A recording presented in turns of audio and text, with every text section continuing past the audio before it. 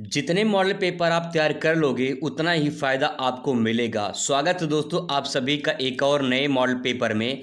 इस शिक्षा शास्त्र के मॉडल पेपर के जरिए वो सारे इंपॉर्टेंट क्वेश्चन कराने वाले हैं जो आपके पेपर में आने वाले हैं। तो चलिए शुरुआत करते हैं, ज़्यादा टाइम बर्बाद नहीं करते हैं, सीधा टॉपिक की बात करते हैं। यहाँ पे निर्देश वगैरह दिए गए हैं, आप इन्हें देख सकते हैं। सीधा आके मुद्दे की बात करते हैं, बहुविकल्पीय प्रश्न से शुरुआत करते हैं। यहाँ पे दिया गया है कि प्रत्येक प्रश्न खंड में उत्तर के 4 विकल्प दिए गए हैं जिनमें से केवल एक सही उत्तर है। सही उत्तर अपने उत्तर पुस्तिका में आपको लिखना है। तो यहाँ पे जो सही उत्तर है वही आपको अपनी कॉपी में लिखना है। तो पहला क्वेश्चन आपके सामने आ चुका है कि पर्यावरण का जनजीवन से कैसा संबंध है, ये आपको बताना है। औपचारिक संबंध है, साधारण या अनौपचारिक संबंध है, या फिर घनिष्ठ संबंध है। तो आप बता सकते हैं कि जो मानव है और पर्यावरण है इसमें कैसा संबंध है। तो जवाब होगा भैया बहुत गहरा संबंध है, यानी बहुत ज़्यादा घनिष्ठ संबंध है। ठीक है, आगे यहाँ पे अगला क्वेश्चन है कि सीखने से परिवर्तन होता है। सीखने से क्या परिवर्तन होता है? व्यक्ति के प्रेरणाओं में परिवर्तन होता है, या फिर व्यक्ति के मूल प्रवृत्तियों में परिवर्तन होता है, या व्यक्ति के व्यवहार में परिवर्तन होता है, या व्यक्ति के व्यक्तित्व में परिवर्तन होता है। तो सीखने से व्यक्ति के व्यवहार में बहुत कुछ बदलाव देखने को मिलते हैं। आगे यहाँ पे नेक्स्ट क्वेश्चन आपके सामने है कि निम्नलिखित में से कौन सा मानसिक रूप से स्वस्थ व्यक्ति का लक्षण नहीं है? स्वमूल्यांकन की योग्यता, संयोजनशीलता, आत्मविश्वास, संवेगात्मक अस्थिरता। इसमें राइट आंसर क्या होगा कमेंट करके जरूर बताइएगा। इसमें सही जवाब का हो जाएगा संवेगात्मक अस्थिरता। ठीक है, अगला क्वेश्चन है कि मानसिक स्वास्थ्य विज्ञान का क्षेत्र है मानसिक रोगियों का अध्ययन, संपूर्ण समाज के मानसिक स्वास्थ्य का अध्ययन, सामान्य व्यक्तियों का अध्ययन, या फिर इनमें से कोई नहीं। तो सही जवाब इसमें आपका हो जाएगा जो है संपूर्ण समाज के मानसिक स्वास्थ्य जो है स्वास्थ्य का अध्ययन, यही इसमें आपका करेक्ट आंसर हो जाएगा। अगला यहाँ पे है कि क्वेश्चन कह रहा है कि भूख कैसा अभिप्रेरक है? भूख कैसा अभिप्रेरक है? जन्मजात है, सामाजिक है, या अर्जित है, या व्यक्तिगत है? तो जो भूख होता है ये जन्मजात होता है। ठीक है, इसमें राइट आंसर हो जाएगा। अब बात करते हैं निश्चित उत्तरीय प्रश्न की। आइए निश्चित उत्तरीय प्रश्न को अच्छे से कवर करते हैं। जैसे क्वेश्चन यहाँ पे आपको देखने को मिलेगा, ऑपरेशन ब्लैक बोर्ड कब आरंभ हुआ था? रुचि किस प्रकार का अभिप्रेरक है? आपके विचार में दंड का कौन सा उद्देश्य सर्वोत्तम है? मनोविश्लेषण के जनक कौन थे? निर्देशन के 2 उद्देश्य लिखिए। 1 नंबर का प्रश्न होगा तो छोटा प्रश्न होगा और इसका उत्तर आपको छोटे में ही देना है। जैसे ऑपरेशन ब्लैक बोर्ड, तो यहाँ पे लिखा है ऑपरेशन ब्लैक बोर्ड योजना वर्ष 1987-88 में प्रारंभ हुई थी। तो बस आपको बस इतना लिखना है। ठीक है, इतना लिखना है। लेकिन अगर यही क्वेश्चन थोड़ा सा अति लघु में पूछ लिया तो कैसे लिखेंगे वो मैं आगे आपको बता दे रहा हूँ इसी में। ठीक है, यानी 1 तीर से 2 निशाना आपका हो जाएगा। देखिए, इसका मुख्य उद्देश्य प्राथमिक विद्यालयों में न्यूनतम आवश्यकताओं की सुविधा प्रदान करना था।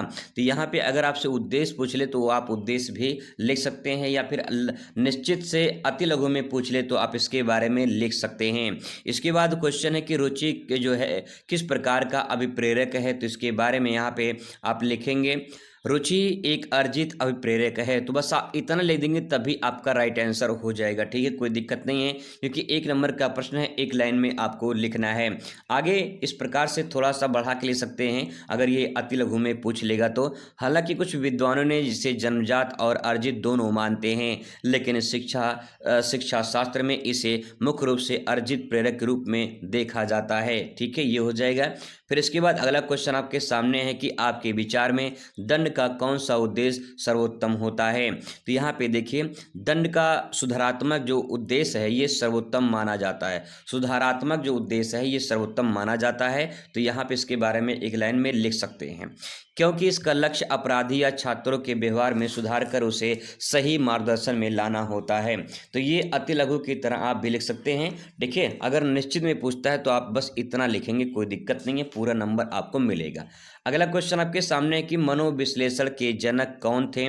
तो मनोविश्लेषण के जो जनक थे वो सिगमंड फ्रायड ध्यान रखेंगे, इस प्रकार से इनके नाम लिख देंगे।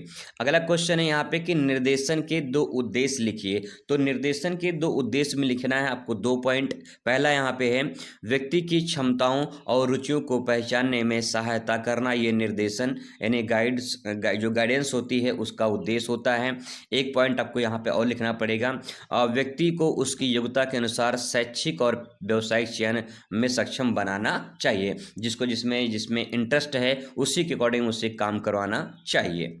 आगे यहाँ पे है, नेक्स्ट है आपका यहाँ पे अति लघुत्तरीय प्रश्न। इसका उत्तर आपको यहाँ पे 4 अंक मिलेंगे जब आप उत्तर इसका लिखेंगे। तो इसमें क्वेश्चन इस प्रकार से पूछे जाएंगे जैसे कि पाठ्यक्रम व विद्यालय के विषय में मालवीय जी के विचारों को व्यक्त कीजिए।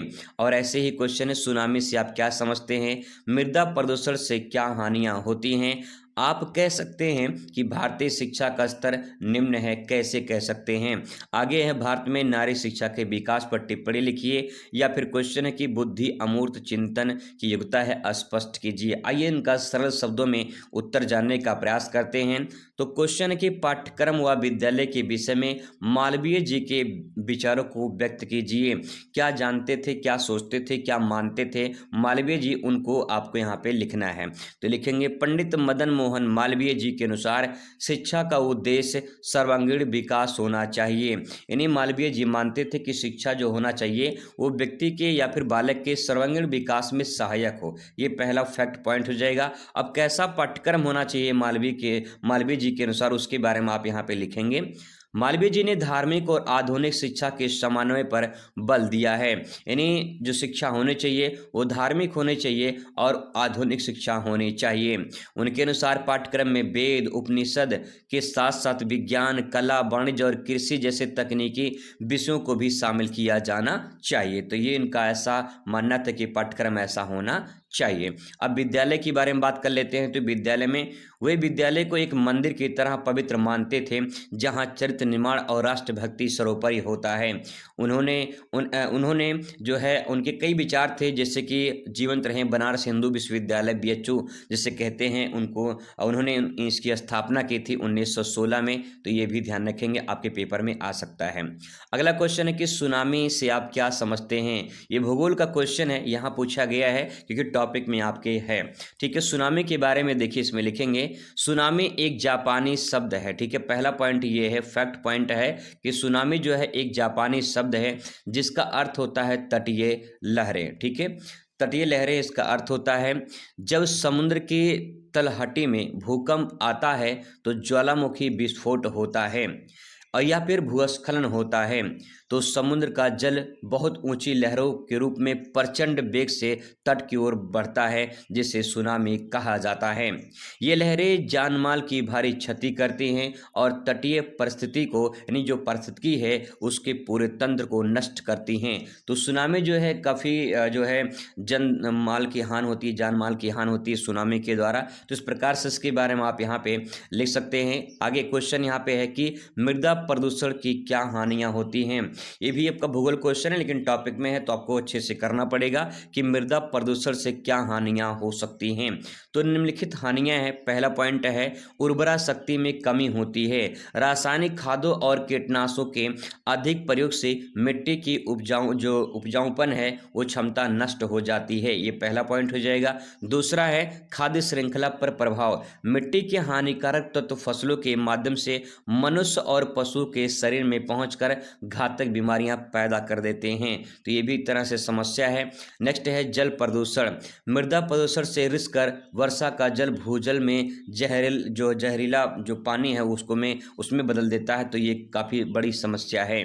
ठीक है, आगे यहाँ पे एक पॉइंट और लिख सकते हैं कि सूक्ष्म जीवों का विनाश। मिट्टी में रहने वाले लाभकारी किसान मित्र केंचुए जो है वो मर जाते हैं जिससे जो है अच्छी खासी उत्पादन नहीं हो पाती है। ठीक है, नहीं मिट्टी जो है उपजाऊ नहीं रहेगी तो अच्छी उत्पादन नहीं होगा। ठीक है, आगे यहाँ पे है क्वेश्चन, आप कह सकते हैं कि भारतीय शिक्षा का स्तर निम्न है। तो आप कैसे कह सकते हैं कि भारतीय शिक्षा का स्तर निम्न है। तो इसमें देखिए लिखेंगे भारतीय शिक्षा के स्तर निम्न मानने के पीछे बहुत कारण हैं। तो क्या कारण है, तो यहाँ पे देखिए पहला है व्यवहारिकता का अभाव, यानी जो शिक्षा दी जाती है उसमें व्यवहारिकता जो होती है उसका अभाव यानी कमी दिखता है। इसमें आप लिखेंगे 2 लाइन। शिक्षा मुख्य रूप से सैद्धांतिक रटने पर आधारित है, जिससे छात्र में कौशल विकसित नहीं हो पाता है, ये पहला कमी हो जाएगा। दूसरा, संसाधनों की कमी। संसाधनों की कमी का मतलब ये है ग्रामीण क्षेत्रों के स्कूलों में आज भी बुनियादी ढांचे, प्रयोगशाला, आधुनिक जो तकनीकें हैं उनका अभाव देखने को मिलता है। नेक्स्ट है बेरोजगारी। उच्च शिक्षा प्राप्त करने के बाद भी युवाओं को रोजगार पाने में योग्य में मतलब पाने के योग्य नहीं है, सक्षम नहीं है, और उसकी गुणवत्ता जो है उसमें प्रश्न चिन्ह लग जाता है कि लोग जो है बीएड करके, बीटेक करके, पॉलिटेक्निक करके, आईटीआई करके या फिर अन्य अच्छी डिग्रियां लेकर बैठे हैं, घूम रहे हैं, उनको रोजगार नहीं मिल पाया, तो कहीं न कहीं इसमें बेरोजगारी एक कारण बन जाएगा। ठीक है। अगला है शिक्षण विधियाँ। शिक्षण के पुराने तकनीकों का आज भी जो है हावी होना, ये कहीं न कहीं नवाचार की कमी को दिखाता है। नवाचार का मतलब होता है कि नई नई चीज़ों को इस्तेमाल करना, नई नई तकनीकों का इस्तेमाल करना, उसके द्वारा बच्चों को सिखाना समझाना, ये शिक्षण विधि में शामिल करना चाहिए। आगे दोस्तों क्वेश्चन यहाँ पे है कि भारत में नारी शिक्षा के विकास पर टिप्पणी लिखिए। तो यहाँ पे आपको टिप्पणी लिखना है, तो इसमें लिखेंगे भारत में नारी शिक्षा का विकास प्राचीन काल में वर्तमान तक जो है कई चरणों में हुआ है, यानी प्राचीन से लेकर वर्तमान समय तक देखा जाए तो कई चरण उसके रहे हैं, कई स्टेप रहे हैं। तो पहले देखिए प्राचीन काल की बात कर लीजिए। इसमें गार्गी और मैत्रेय जैसे विदुषी का उदाहरण मिलते हैं, लेकिन मध्यकाल में शिक्षा का स्तर गिर गया है। दूसरे पॉइंट में स्वतंत्रता पूर्व यानी आज़ादी से पूर्व की बात कर लेते हैं, तो राजा राम मोहन राय, ईश्वर चंद्र विद्यासागर और ज्योतिबा फुले ने महिला शिक्षा के लिए काफ़ी संघर्ष किया है, तो इसके बारे में लिखेंगे। अब इसके बाद स्वतंत्रता के पश्चात यानी स्वतंत्रता जब आज़ादी मिल गई तो इसके बाद क्या हुआ, हाँ जो है हंस मेहता, यहाँ पे हंस लिखा है, हंस मेहता समिति और कोठारी आयोग ने स्त्री शिक्षा को अनिवार्य बनाने की सिफारिश की है। तो काफ़ी लोगों ने आगे आकर जो है स्त्री शिक्षा पे काफ़ी जोर दिया है कि उनको शिक्षित किया जाए। और आगे यहाँ पे देखिए आज बेटी बचाओ बेटी पढ़ाओ जैसी योजना शिक्षा के अधिकार के कारण महिलाओं को साक्षरता दर और उच्च शिक्षा में उनकी भागीदारी निरंतरता जो है वो बढ़ रही है। तो इसके बारे में इस प्रकार से आप आंसर को लिख सकते हैं। इसके बाद क्वेश्चन यहाँ पे है बुद्धि अमूर्त चिंतन की योग्यता है, इसके बारे में आपको लिखना है। कैसे लिखेंगे आइए जानते हैं कैसे उत्तर लिखेंगे। यह प्रसिद्ध कथन जो है ये किसकी कथन है, तो मनोवैज्ञानिक टर्मन की है। किसकी है, टर्मन की एक कथन है। इसमें जो है इनके द्वारा कुछ बातें कही गई हैं, इसको ध्यान से समझने का प्रयास करना है। जैसे अमूर्त चिंतन है, ठीक है, अमूर्त चिंतन का अर्थ क्या है, इसमें लिखेंगे कि उन चीज़ों के बारे में सोचना जो हमारे सामने प्रत्यक्ष रूप से मौजूद नहीं है, जैसे कि प्रतीक, शब्द, संख्या, सूत्र, विचार। कहने का मतलब ये है कि जो यहाँ पे अमूर्त चिंतन है, आपको ऐसा चिंतन करना है जो हमें दिखाई नहीं देता है। जैसे कि आप कुछ अपने मन में सोच रहे हैं, तो जो सोचना है आपका है वो दिखाई थोड़ी दे रहा है आपके मन में कि आप क्या सोच रहे हैं। तो इसका मतलब कि जो चीज़ हमें दिखाई ना दे, ठीक है, वो अमूर्त चिंतन है। अपने मन में आप ऐसे कुछ चीज़ें हैं जो सोच रहे हैं जो आपको आपको आपको सिर्फ पता चल रहा है लेकिन दिखाई नहीं दे रहा है। अब यहाँ पे इसका जो है स्पष्टीकरण कर लेते हैं थोड़ा सा, क्योंकि स्पष्टीकरण पूछा गया है। तो उसमें लिखेंगे कि जिस व्यक्ति में अमूर्त चिंतन की क्षमता जितनी अधिक होती है वह उतना ही बुद्धिमान माना जाता है। उदाहरण के लिए देखिए, एक गणितज्ञ या फिर दार्शनिक अपनी बुद्धि का प्रयोग करके जटिल समस्याओं और अदृश्य अवधारणाओं को हल कर लेता है। यही बुद्धि की अमूर्त योग्यता को दिखाता है। तो अमूर्त योग्यता के बारे में इस प्रकार से लिख सकते हैं। इसके बाद दोस्तों यहाँ पे शुरुआत होता है आपका लघु उत्तरीय प्रश्न, जिसके लिए आपको 6 अंक यहाँ पे दिए जाएंगे। जैसे क्वेश्चन की पुरस्कार क्यों दिए जाते हैं, पर्यावरण शिक्षा की आवश्यकता पर प्रकाश डालिए, प्रयास या त्रुटि या फिर सूझ विधि में क्या अंतर है, ऐसे क्वेश्चन आपको देखने को मिलेंगे। फिर यहाँ पे कुछ क्वेश्चन है, आइए इसका उत्तर जानने का प्रयास करते हैं कैसे इसको लिखेंगे। पुरस्कार क्यों दिए जाते हैं इसके बारे में आपको लिखना है। तो आइए जानते हैं कि पुरस्कार क्यों दिए जाते हैं।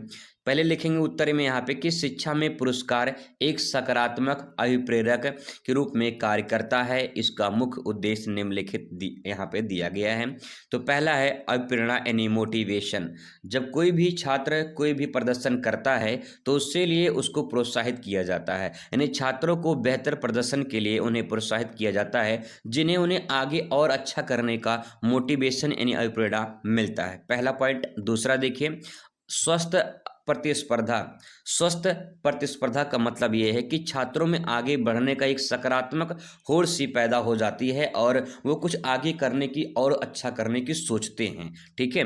नेक्स्ट है आत्मविश्वास में वृद्धि होती है। उनको कॉन्फिडेंस होता है अपने आप पे कि हमने अगर अच्छा काम किया है तभी हमें मिला है और हम इससे और बेहतर करेंगे ताकि हमें और अच्छा सम्मान मिले। तो पुरस्कार मिलने से छात्रों को आत्मसम्मान और आत्मविश्वास में वृद्धि होती है। ठीक है। इसके बाद डिसिप्लिन यानी अनुशासन। अच्छे व्यवहार अनुशासन को सुदृढ़ करने के लिए पुरस्कार एक महत्वपूर्ण उपकरण माने जाते हैं।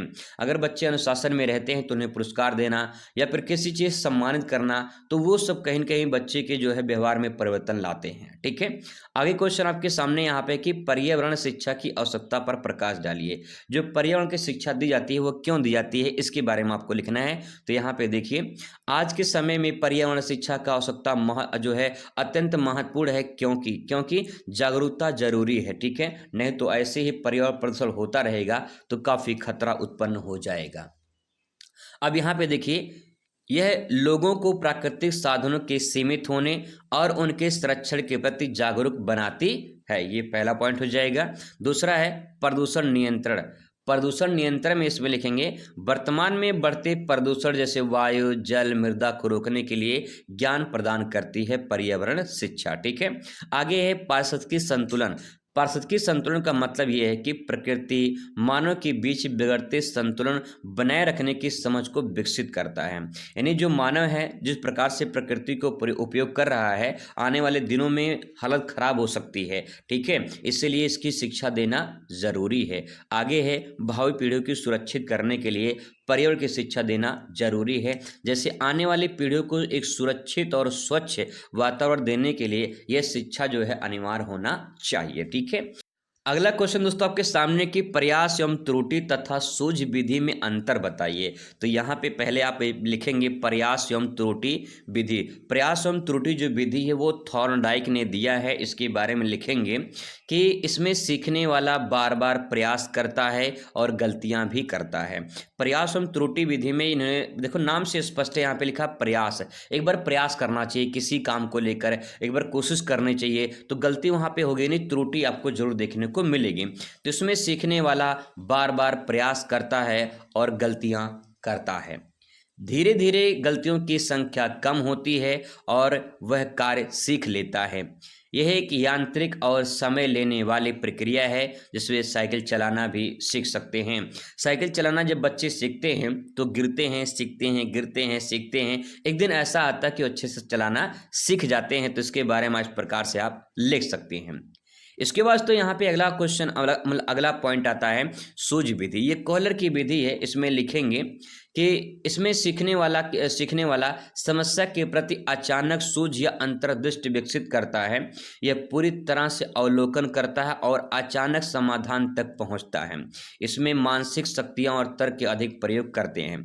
जैसे मान लीजिए आप मोबाइल में कुछ काम कर रहे हैं, गेम खेल रहे हैं या फिर कुछ भी उसमें सिटी में कुछ कर रहे हैं या फिर कुछ कर रहे हैं, तो कभी कभी होता है कि अचानक गलती हो जाती है। ठीक है। और गलती से फिर आपको उससे सीख मिलती कर यार ये कैसे हो गया, अच्छा ये नहीं करना चाहिए, नहीं तो इससे ये हो जाता है। तो कहने का मतलब ये कि हमें अचानक कोई चीज़ जो है अचानक हमें पता चलता कि भाई ये ऐसे होने से ऐसा भी होता है। ठीक है। तो इस प्रकार से जो है यहाँ पे इसके बारे में लिख सकते हैं। आगे दोस्तों यहाँ पे नेक्स्ट यहाँ पे है कि जनसंख्या शिक्षा और शिक्षा पर टिप्पणी लिखिए। तो पहले जनसंख्या शिक्षा के बारे में आप 2 लाइन लिखेंगे। इसका उद्देश्य छात्रों को बढ़ती जनसंख्या के दुष्परिणामों, सीमित साधनों और परिवार नियोजन के महत्व को अवगत कराना है, यानी उन्हें बताना है, समझाना है, ताकि वे एक जिम्मेदार नागरिक बन सकें। ठीक है। अगला यहाँ पे है सहशिक्षा। सहशिक्षा में लिखेंगे जहाँ बालक और बालिकाएं एक ही विद्यालय में साथ साथ ग्रहण करते हों शिक्षा, उन्हें जो है सह शिक्षा कहा जाता है, को एजुकेशन। इसमें उनमें परस्पर सम्मान, समझ और संवेगात्मक परिपक्वता को विकास होता है और सामाजिक दूरी भी कम होती है। तो यहाँ पे गर्ल्स बॉयज पढ़ते हैं उन्हें सह शिक्षा कहा जाता है। ठीक है, चलिए आगे यहाँ पे क्वेश्चन नेक्स्ट है कि टैगोर के शैक्षिक योगदान पर प्रकाश डालिए। रविन्द्रनाथ टैगोर ने जो है शिक्षा में क्या योगदान दिया है, इसके बारे में आपको बताना है। तो इसमें लिखेंगे रविन्द्रनाथ टैगोर की एक प्रकृतिवादी या मानवतावादी शिक्षा शास्त्री थे। उनके मुख्य योगदान यहाँ पे दिए गए हैं। पहला, शांति निकेतन। शांति निकेतन में लिखेंगे उन्होंने प्रकृति की गोद में विश्व भारती जैसे संस्थान की स्थापना की, जहां शिक्षा चार दीवारी से मुक्त होती थी। यानी आज जो कमरे में आप पढ़ते हैं वो खुले वातावरण में शिक्षा होती थी। शांति निकेतन में ऐसा मतलब माहौल होता था जहां पे प्रकृति की वादियों में जो है शिक्षा दी जाती थी। ठीक है, अगला है पॉइंट, प्रकृति के साथ सामंजस्य। प्रकृति के साथ सामंजस्य का मतलब ये है, उनका मानना था कि बालक का विकास प्रकृति के साहचर्य में सर्वोत्तम ढंग से हो सकता है। तो इस प्रकार से इसके बारे में आप यहाँ पे लिख सकते हैं।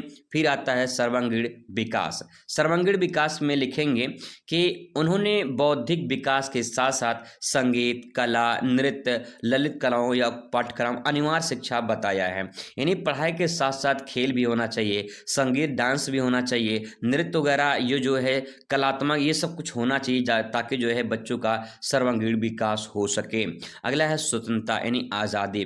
वे बालक को स्वतंत्र कट्टर समर्थक थे, रटने वाली शिक्षा के विरोधी थे। उन्हें ऐसा शिक्षा दिया जाए जिससे समझ विकसित हो सके, तो ऐसा मानना था टैगोर जी का। ठीक है, अगला क्वेश्चन आपके सामने यहाँ पे है कि पर्यावरण प्रदूषण से मानव जीवन को खतरा हो गया है, स्पष्ट कीजिए। पर्यावरण प्रदूषण से मानव जीवन को बहुत खतरा है और इसी को स्पष्ट करना है। तो यहाँ पे देखिए लिख सकते हैं कि पर्यावरण प्रदूषण हमारे जीवन के लिए सबसे बड़ा खतरा है, पहला पॉइंट, और इससे हम निम्नलिखित तथ्यों से समझ सकते हैं। तो आइए कुछ ऐसे पॉइंट हैं जिसके आधार पर हम समझने का प्रयास करेंगे। पहला पॉइंट है स्वास्थ्य पर प्रभाव। प्रदूषण होगा तो आपके स्वास्थ्य पर जो प्रभाव है उसका असर दिखाई देगा। तो यहाँ पे लिखेंगे वायु प्रदूषण से स्वास्थ्य संबंधी बीमारियां, जल प्रदूषण से हैजा, पेचिश जैसी बीमारियां या महामारी के रूप ले रहे हैं। ठीक है, ये लिख सकते हैं। इसके बाद जलवायु परिवर्तन में लिखेंगे कि ग्लोबल वार्मिंग के कारण ग्लेशियर पिघल रहे हैं, जिससे तटीय शहरों को डूबने का खतरा भी बढ़ गया है। भाई ग्लेशियर पिघलेगा, पिघल के नदी में जाएगा, नदी समुद्र में जाएगा, समुद्र का जलस्तर बढ़ेगा, समुद्र का जलस्तर बढ़ेगा तो तटीय जो शहर होंगे समुद्र के वो डूबने का ज़्यादा खतरा उनके ऊपर रहेगा। अगला है ओजोन परत का क्षरण। ओजोन परत का क्षरण में लिखेंगे कि पराबैंगनी किरणों से सीधे संपर्क में आने से त्वचा का कैंसर, आंखों की बीमारी भी बढ़ जाती है। अगले यहाँ पे पॉइंट में लिख सकते हैं खाद्य असुरक्षा। इसमें लिखेंगे कि मृदा और जल प्रदूषण के कारण खाद्य श्रृंखला जो है वो विभक्त हो चुकी है, यानी बट गई है, या विषाक्त हो चुकी है, या जहरीली हो चुकी है, या जो है खराब हो चुकी है, जिससे मनुष्य के जीवन प्रत्याशा, यानी जो मनुष्य के जीवन प्रत्याशा का मतलब होता है कि कितना जीवन जी सकता है मानव, मतलब कि 80 साल जी सकता है, 90 साल तक, तो वो जो है क्या हो रही है, कम हो रही है। मानव की आयु धीरे धीरे क्या हो रही है, कम हो रही है। ठीक है दोस्तों, यहाँ पे अब बात करेंगे विस्तृत उत्तरीय प्रश्न की। जैसे यहाँ पे क्वेश्चन आपको देखने को मिलेगा, गांधी जी की शिक्षा का अर्थ और उद्देश्यों की व्याख्या कीजिए। 2+8 10 नंबर आपको मिलेगा। यानी पहले आप शिक्षा का अर्थ बताएंगे कि गांधी जी शिक्षा का अर्थ कैसे मानते थे, कैसे निकालते थे, क्या उनका उद्देश्य था, इस प्रकार से आप इनको लिखेंगे। ठीक है, अगर आपको ये नहीं आ रहा मान लेते हैं तो अथवा करके आप इसे कर सकते हैं। लिखा है क्वेश्चन की पर्यावरण जो है प्रदूषण के कारण का वर्णन कीजिए, तो आपको कारण बताना है। 10 नंबर आपको यहाँ से भी मिलेंगे। ठीक है, इसके बाद क्वेश्चन यहाँ पे 20 नंबर रहेगा कि सीखने में रुचि के महत्व की विवेचना कीजिए, अथवा क्वेश्चन दिया कि अधिगम के संबंध प्रत्यावर्तन सिद्धांत की व्याख्या कीजिए। 10 अंक आपको यहाँ से भी मिलेंगे। ठीक है, अब यहाँ पे कुछ इस प्रकार से क्वेश्चन देखने को मिलेंगे। आइए इसका उत्तर देखते हैं। सबसे पहले यहाँ पे गांधी जी की शिक्षा का अर्थ और उद्देश्यों की व्याख्या करनी है। तो पहले आप यहाँ पे 2 अंक के लिए लिखेंगे कि गांधी जी का शिक्षा का अर्थ, यानी शिक्षा के अर्थ में गांधी जी का क्या योगदान था, कैसे मानते थे वो शिक्षा का अर्थ को। इसमें लिखेंगे महात्मा गांधी जी के अनुसार शिक्षा वह प्रक्रिया है जिसमें शरीर, मन और आत्मा का सर्वांगीण विकास होता है। बहुत अच्छी बात कही गई है। आपके शारीरिक का विकास होता है, आपके मानसिक विकास होता है, यानी आपका आत्मिक मतलब पूरा का पूरा आपका सर्वांगीण विकास इसमें शामिल होता है। ठीक है, अगला पॉइंट इन्होंने कहा आगे कि इन्होंने शिक्षा को जीवन से जुड़ी श्रम आधारित नैतिक मूल्यों से जो है युक्त माना है। ठीक है, इसके बारे में इस प्रकार से ये आपका अर्थ हो जाएगा। फिर इसके बाद क्या उद्देश्य है, तो उद्देश्य में कुछ इस प्रकार से लिख सकते हैं हेडिंग बना के। उसके अंतर्गत यहाँ मैं आपको शॉर्ट में बता दे रहा हूँ, आप इसके बारे में एक्सप्लेन कर सकते हैं। जैसे सर्वांगीण विकास पहला उद्देश्य है। सर्वांगीण विकास में आप यहाँ पे लिख सकते हैं जैसे कि शारीरिक, मानसिक, नैतिक और आत्मिक जो है विकास होता है। ठीक है, आगे है चरित्र निर्माण, सत्य, अहिंसा, ईमानदारी जैसे गुणों का विकास होता है शिक्षा से। स्वावलंबन, स्वावलंबन का मतलब होता है कि शिक्षा को हस्तशिल्प व श्रम से जोड़ना चाहिए, ऐसा शिक्षा होना चाहिए कि उन्हें उससे रोजगार भविष्य में मिल जाए। अगला है नैतिक एवं आध्यात्मिक विकास, यानी आपका नैतिक और आध्यात्मिक विकास होना चाहिए। सामाजिक सेवा की भावना होनी चाहिए, राष्ट्रीय चेतना का विकास होना चाहिए, आत्मनिर्भर नागरिक का निर्माण भी होना आपके अंदर चाहिए। तो कुछ प्रकार से ये शिक्षा का उद्देश्य आप यहाँ पे लिख सकते हैं। इनके बारे में थोड़ा थोड़ा ले देंगे तो पूरा लॉन्ग क्वेश्चन हो जाएगा। यहाँ पे इसके बाद एक पॉइंट और है जीवन उपयोगी शिक्षा, यानी आपके जीवन में शिक्षा का क्या योगदान है, कैसा उपयोग करते हैं, वो भी आपका यहाँ पे होना चाहिए। अब अथवा करके क्वेश्चन जो है कि पर्यावरण प्रदूषण के कारणों का वर्णन कीजिए। तो इसमें देखिए लिखेंगे एक लाइन कि पर्यावरण प्रदूषण का अर्थ होता है कि पर्यावरण के तत्वों में हानिकारक परिवर्तन हो जाता है और उसी को हम पर्यावरण प्रदूषण कहते हैं।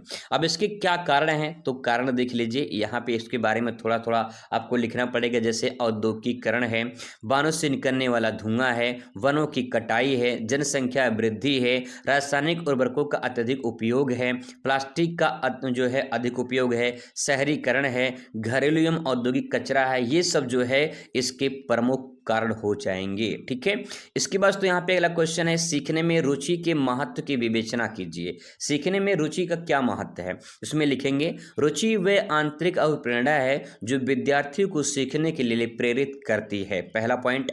अब इसमें क्या इसका महत्व है, तो इसमें लिखेंगे सीखने की प्रक्रिया को सरल बनाती है रुचि, जो इंटरेस्ट है उसको जो है सरल बनाती है। ठीक है, आगे यहाँ पे है ध्यान और एकाग्रता को बढ़ाती है, अस्थायी अधिगम के सहायक में जो है योगदान देती है, सीखने में जो है आनंद की अनुभूति होती है, आत्म प्रेरणा का विकास होता है, सीखने की गति तेज होती है, रचनात्मक का बढ़ावा होता है और जो है आत्मविश्वास में वृद्धि होती है, शिक्षा विद्यार्थी संबंध मजबूत होते हैं, सीखने के प्रति सकारात्मक दृष्टिकोण होते हैं। ये 10 पॉइंट यहाँ पे लिखे गए हैं, इनके बारे में थोड़ा थोड़ा लिख देंगे तो आपका काम पूरा हो जाएगा। अथवा करके क्वेश्चन यहाँ पे दिया है कि अधिगम के संबंध प्रत्यावर्तन सिद्धांत की व्याख्या कीजिए। यह सिद्धांत जो है एडवर्ड एल थॉर्नडाइक ने दिया है, इसके बारे में यहाँ पे लिखना है। तो पहले सिद्धांत का थोड़ा सा अर्थ यहाँ पे देखेंगे।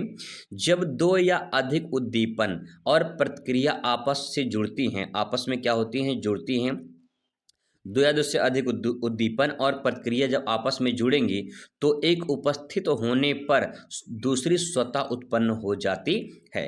तो यहाँ पे जो भी प्रक्रिया उत्पन्न होगी उसके बाद आपके अंदर दूसरी अपने आप उत्पन्न हो जाती है प्रक्रिया। अब यहाँ पे क्या विशेषता है, तो इसके बारे में विशेषता में लिखेंगे उद्दीपन प्रतिक्रिया का संबंध को दिखाया जाता है, अभ्यास के महत्व का इसमें दिखाया जाता है। अगला पॉइंट है पुनरावृत्ति से सीखना। पुनरावृत्ति से सीखने का मतलब ये है कि किसी चीज़ को बार बार करने से सीख जो है मिलती है। आगे यहाँ पे है अनुभव पर आधारित होता है, व्यवहार में परिवर्तन होता है। उदाहरण के तौर पे जैसे घंटी बजते ही विद्यार्थी कक्षा में प्रवेश कर जाते हैं, या फिर जैसे ही घंटी लगती है, 1 घंटी लगती है तो छुट्टी हो जाती है। तो यहाँ पे यह टनटना देते हैं तब भी छुट्टी हो जाती है। अगला क्वेश्चन यहाँ पे है कि विद्यालयों में व्यावसायिक निर्देशन का आयोजन करना क्यों आवश्यक है।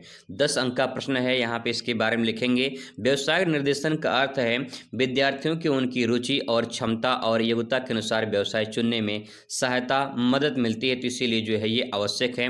आवश्यकता के कारण यहाँ पे दिए गए हैं, 10 पॉइंट हैं, 10 में से 5 बना के ले देंगे तब भी आपका कुछ ना कुछ काम हो जाएगा।